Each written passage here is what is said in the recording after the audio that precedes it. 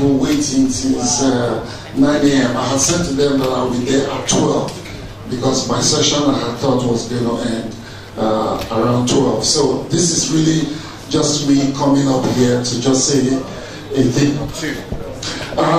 I love young people, maybe because I became a father at a very young age. I became a father when I was just 22. And so,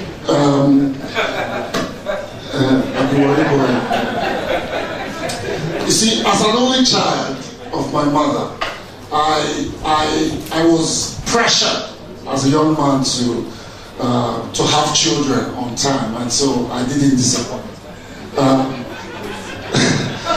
I'm sorry, but I'm an actor. I like center stage.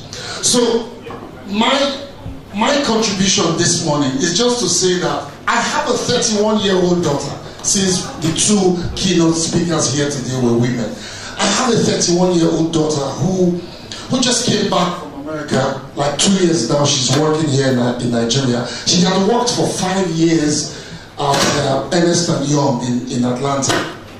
And one morning she woke up and said to me, "Dad, I want to come home. I'm tired of working in Brazil, in Thailand, all over the world. I want to come home and make a difference." Of course, everybody in the family said no, and it was just me that said, "Yes, come home." She came, I took her around a few places. I drove her to the interview she went for. And I'm happy to report that 9 months after her stay here in Nigeria, she got promoted thrice. And today she is the CFO of one of these fintech companies. And I have had to engage her to say to her, if, like Ezekosiki said, that if, like her generation says, that we have failed woefully, what would you guys do differently? There are a few things that she said to me. She said, education is like the anchor of what should be done. Because if without education, a lot of the things that we're doing now, I really wish I can spend a lot more time, because I had to ask her a lot of questions, because I did not want to speak from a point of just what I know, but I wanted to have to deal with somebody who feels betrayed by my generation, who feels betrayed by her own parents. So for her, it's education. For her, it is, the problems are two. Systemic, which is the system that she will be an issue in economic development. In other words, that you're small does not necessarily mean that you're going to be well governed. That you're big does not necessarily mean that you're going to be poorly governed. So those two issues are totally neutral to any kind of comparison of Nigeria and Singapore. Ma, you speak on the essence of the roundtable and impact on the nation. How can Nigeria use position themselves in governance beyond 2019? Say that again. How can Nigeria use position themselves in governance beyond 2019? By organizing instead of agonizing. You know, they've got to organize themselves.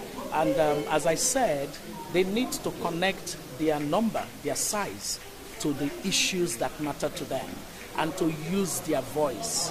The voice of the youth as voice, not as voices, can completely change the conversation that we're having about our 2019 elections. With the coalition going on, is the red card movement still on? Oh, the red card movement is a citizens' movement. We're not a political political movement or political party. We are citizens organizing to determine the quality of the politics in the country. For too long, we left politics to the politicians to determine the outcome. So what citizens are now doing is that we're organizing to say that if your quality of candidacy is low, then we're going to get the same bad leadership and poor governance. So we don't want that. We now want to organize together, mobilize ourselves, and to say that if you're a political party, then you must be looking for candidates on the basis of those characteristics of character, capacity, competence that would ensure good governance. But with the movement so far, what's the feelings in town? Oh, well, we're making significant progress. That's the truth. And one of the major things that we're going to be doing in a few weeks is what we call the Summit of the Alternatives. So our Summit of the Alternatives brings many citizens groups together to host a summit to say we cannot continue with the same kind of low quality of political leadership and ever imagine that we would have a well-governed country. So how do we effect the processes of finding the kind of alternatives that are credible to governors at local level, at state level, at federal level, within the legislative as well as the executive arms of government. So that's really a strategic way of citizens saying we're not going to be indifferent, we're not going to be docile, we're not going to be lethargic, we're going to be involved, we're going to be informed, we're going to be engaged. Okay, Ma, do you have any platform on ground presently that an average can subscribe to? Personally now, do you have any platform or any movement or allies? So we are members of the Red Card Movement. The Red Card Movement is a citizens movement. And that's the citizens. We went around the country. People are tired of a country that is failing. They're tired of the cyclical pattern of failure. It has not mattered which acronym of a political party has governed Nigeria. It's been failure. And it gets to a point where people have to say enough of the failing. And so citizens are saying enough of the failing.